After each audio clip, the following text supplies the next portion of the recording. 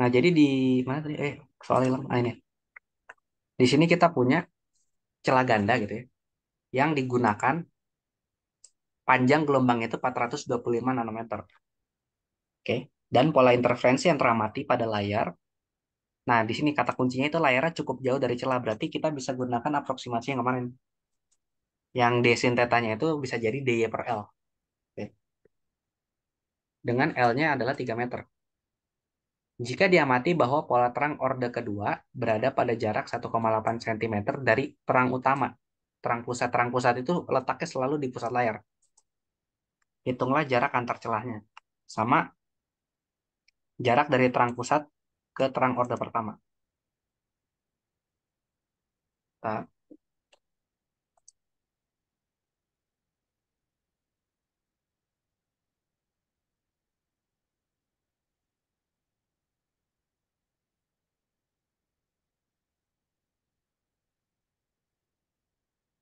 ntar, ngelek.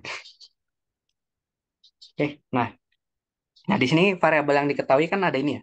Pertama kita punya panjang gelombang lambdanya yang besarnya itu 425 nanometer. Habis itu kita tahu jarak dari celah ke layarnya itu adalah 3 meter. Nah, sama diamati bahwa pola terang orde kedua berarti N-nya itu sama dengan 2 gitu ya. Karena ingat terang itu mulai dari mana? Dari N berapa? Ini satu. Nol. Terang. Hati-hati. Oh iya. Dari nol. Nol itu terang pusat. Jadi kalau kalau dibilang terang pusat itu N-nya sama dengan nol. Kalau terang orde pertama itu N-nya 1. Orde kedua berarti N-nya 2. Kayak gitu ya. Nah, Mhm. tapi kalau misalkan gelap pertama, N-nya berapa? 1 juga. Jadi ikutin aja angkanya. Karena gelap Mhm. pusat itu nggak ada. Jadi ingat, ingat selalu aja N sama dengan nol itu cuma dimiliki terang. Oke. Nah, jadi N sama dengan 2 itu posisinya adalah Y-nya itu 1,8 cm dari pusat layar. Jadi kalau kita gambar, ini celahnya, ada 2 gitu ya. Ini layarnya. Nah, di tengah-tengah sini ini terang, terus ini gelap, ini terang lagi, terang pertama. Terang pertama itu ada 2 ya, yang di atas sama yang di bawah. Karena disimetris. Jadi mau terang pertama di sebelah atas atau terang pertama di sebelah bawah itu sama aja. Terus ini terang kedua. Nah, ini juga terang kedua yang di bawah. Ini satu, dua, sorry kembali. Dua, satu, nol. Satu, dua. Kayak gitu. Nah, Y-nya itu apa? Y-nya itu adalah jarak dari nol ke 2. Berarti ini Y ini. Atau ke bawah, boleh aja. Nah, ini juga Y. Kayak gitu. Oke? Nah, terus sekarang pertanyaannya adalah jarak antar celahnya berapa? Nah, di sini kan yang kita ketahui itu adalah data-data dari pola terang, ya nggak? N-nya ini adalah N punyanya si terang, terus Y-nya ini Y punya si terang. Terus kita percobaannya itu adalah percobaan celah ganda, percobaan Young. Kemarin kita udah nurunin untuk celah ganda syarat terangnya kayak gimana? Ingat nggak? Yang kosnya sama dengan satu itu. Bukan, yang paling terakhir banget. Yang udah sama dengan yang udah dalam N-nya, udah ada N-nya itu. Ini ya, Hmm. D sin theta sama dengan N dikali apa? N dikali lambda gitu. Mhm. Ini adalah syarat terang untuk celah ganda Young.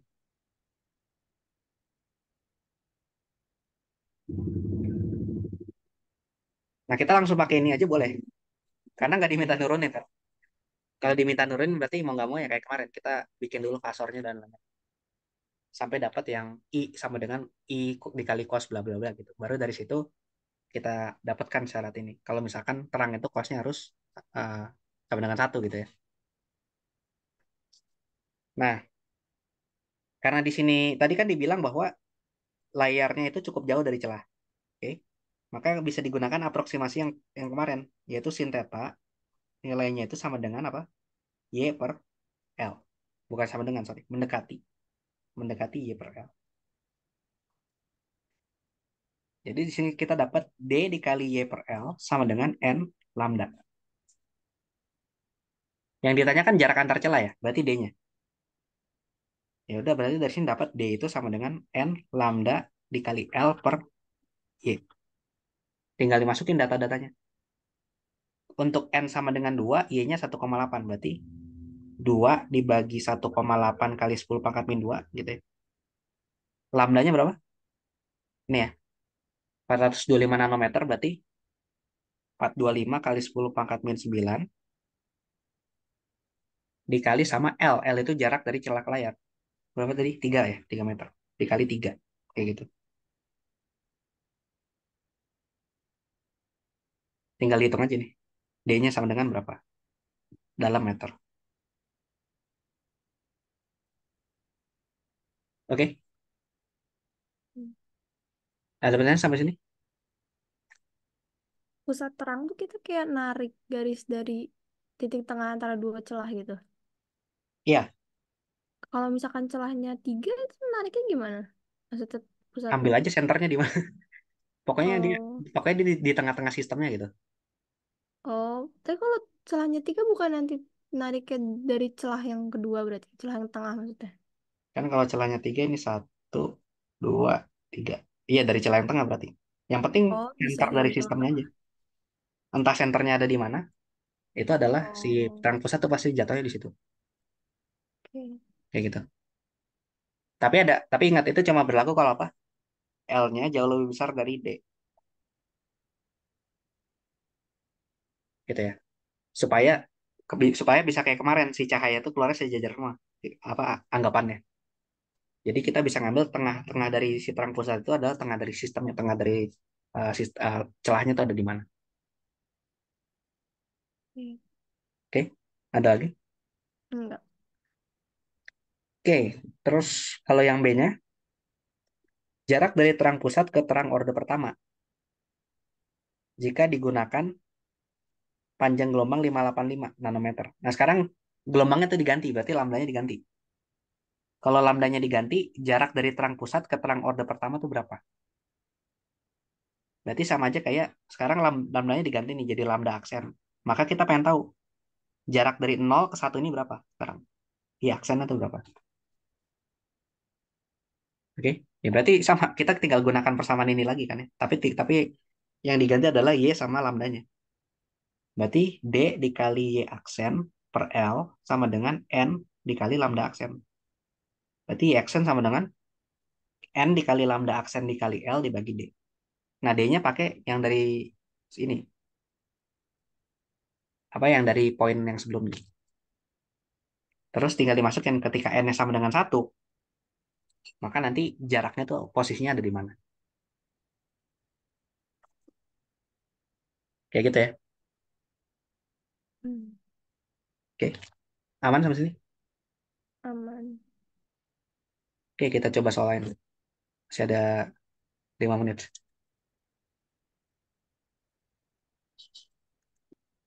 Misal ini tentang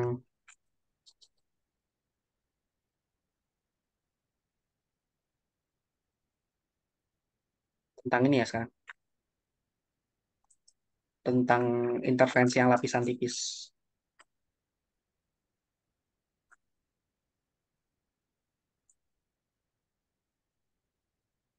Nah, lapisan tipis misal yang ini ya.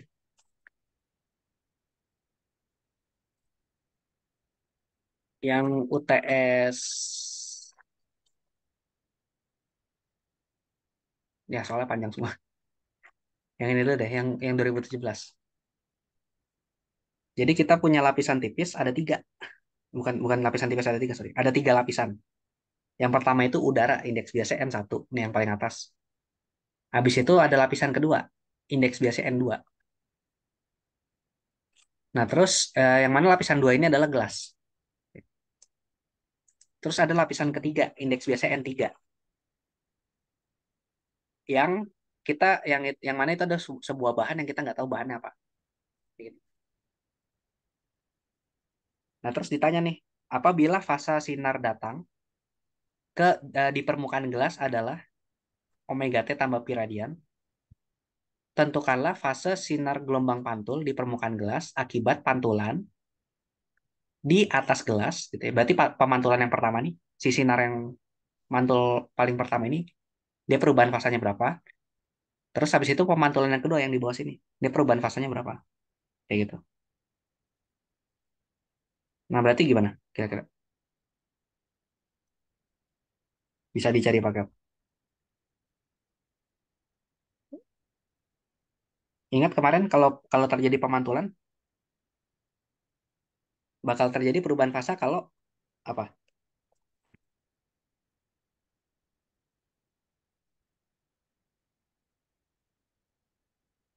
Kalau ada perbedaan indeks bias, ya nggak? Hmm, Kalau misalkan cahaya datang dari yang lebih tipis ke lebih tebal, maka perubahan fasanya sama dengan I, pi, gitu ya. Kalau ini kalau dari tipis ke tebal. Kalau dari tebal ke tipis, oh, nol ya. Ini tebal ke tipis. Nah, di soal yang pertama, di sini terjadi ada dua pemantulan. Ya, pemantulan yang pertama itu dari udara ke kaca. Nih, cahaya yang satu. Terus, pemantulan kedua itu adalah dari kaca ke medium 3. Ini dipantulin. Nah, ini misalkan cahaya 3 gitu. Nah, sinar yang datang, dia punya fasanya itu adalah ini, omega T ditambah pi. Jadi kalau misalkan kita gambarin, ya ini adalah sinar datang itu yang ini. Sinar sumbernya lah istilahnya.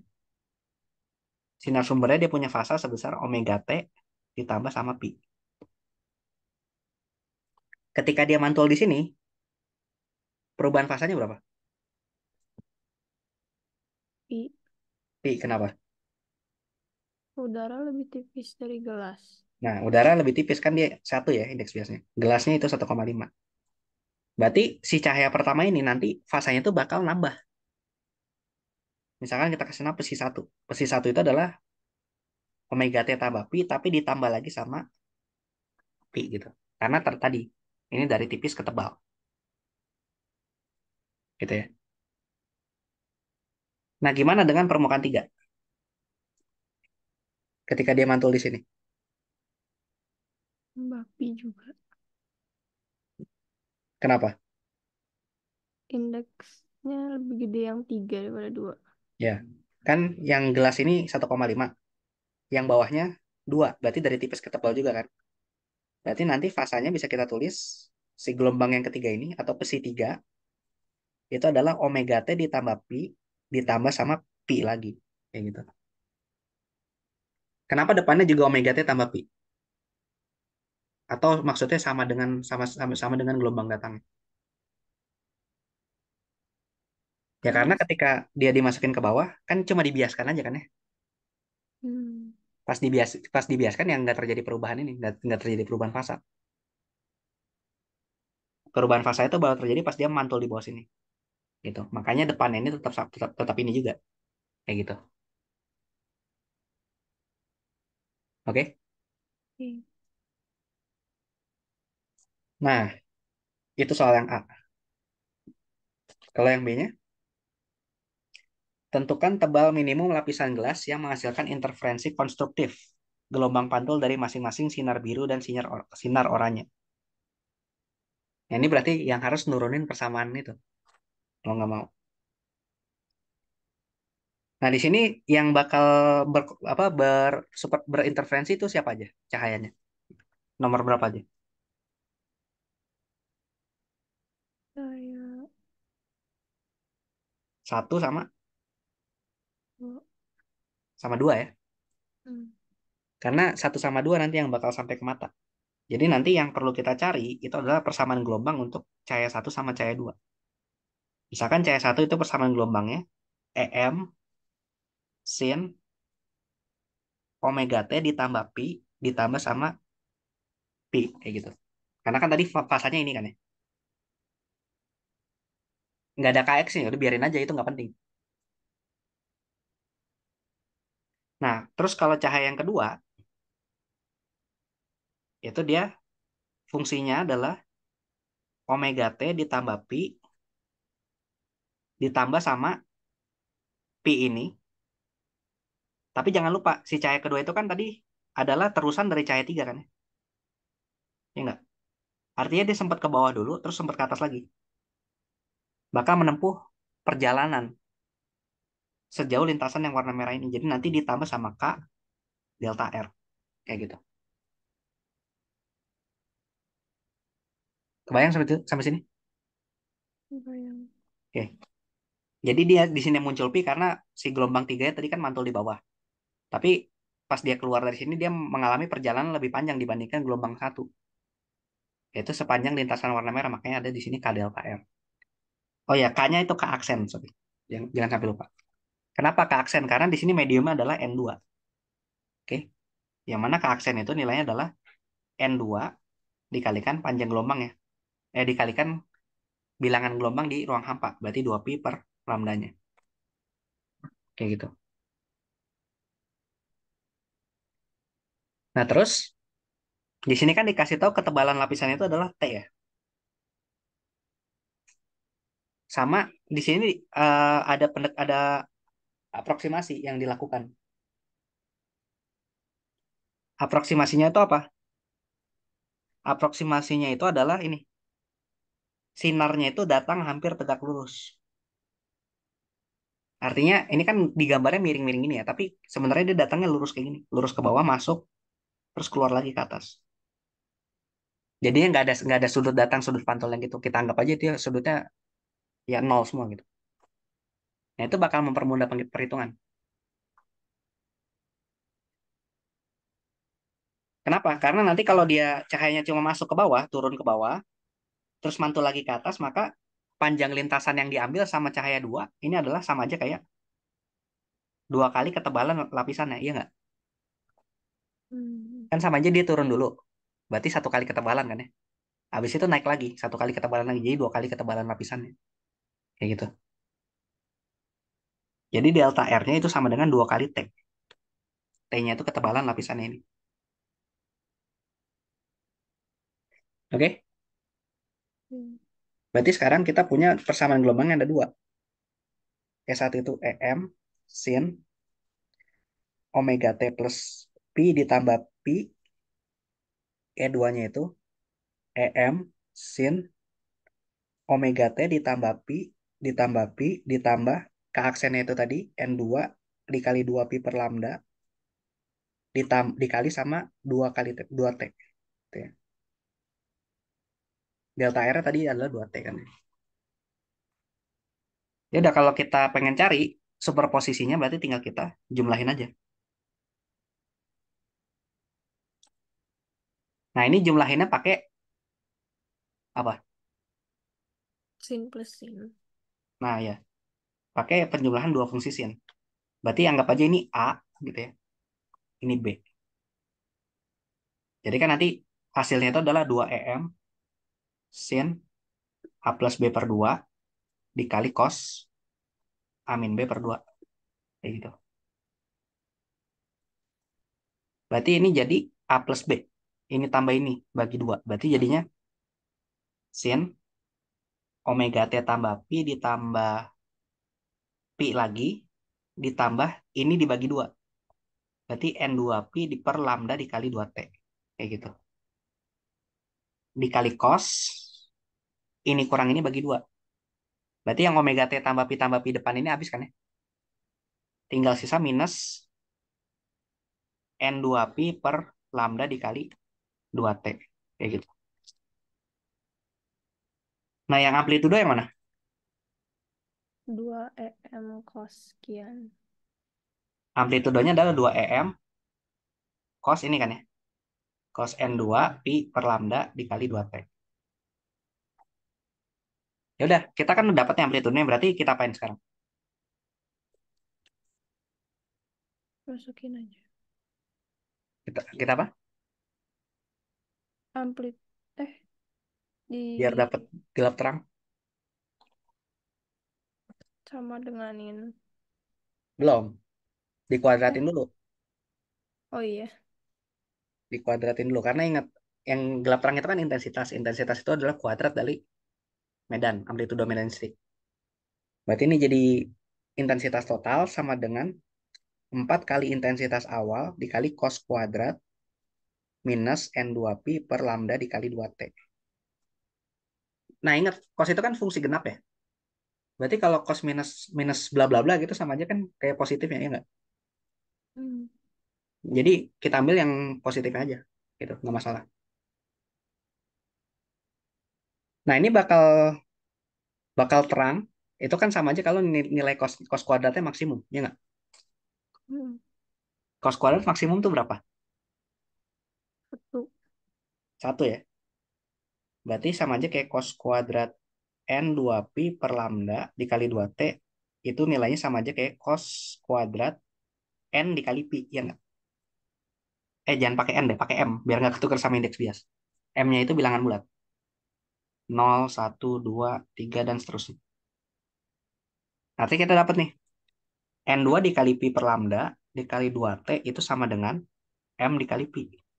Pi-nya habis, jadi nanti dapat ketebalannya, itu adalah M lambda dibagi 2 kali N2. Kayak gini.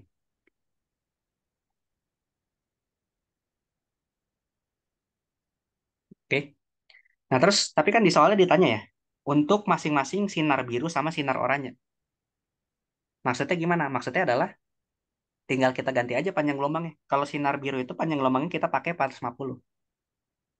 Berarti ntar untuk sinar biru, ketebalannya itu adalah M dikali 450 nanometer dibagi 2 dibagi N2. Kayak gitu. Jadi kalau misalkan kita pengen ngelihatnya sinar biru di lapisan gelasnya tadi, ketebalannya harus gini gitu. Tapi kalau misalkan sinarnya oranye, oranye itu kan tadi 600 nanometer ya, berarti tinggal diganti panjang gelombangnya pakai yang 600 nanometer. Gitu. Artinya kalau misalkan kita pengen lihat warna orange di gelasnya pas kita lihat dari atas gitu, ketebalan gelasnya tuh harus memenuhi ini. Kayak gitu. Karena yang ditanya ketebalan minimum, maka M-nya ambil aja satu. Kayak gitu ya. Hmm. Oke. Ada pertanyaan sampai sini? Enggak. Nggak ada. Oke, kalau nggak ada, ya habis ya materinya. Sama soal. Oke, yaudah. Kalau belum ada lagi, karena udah malam, kita cukupkan aja kali ya. Oke. Besok, Pas nih, buat pekan besok, mau hari apa aja kamu? eh, kosongnya apa aja? Senin aku udah diambil sih. Selasa ke depannya masih kosong. Hmm, paling Senin aku chat lagi deh. Oke, ya udah, terkabarin aja ya. Oke. Oke, ya udah, kalau gitu ya silakan, nggak boleh late. Aku ya. Oke. Bye bye.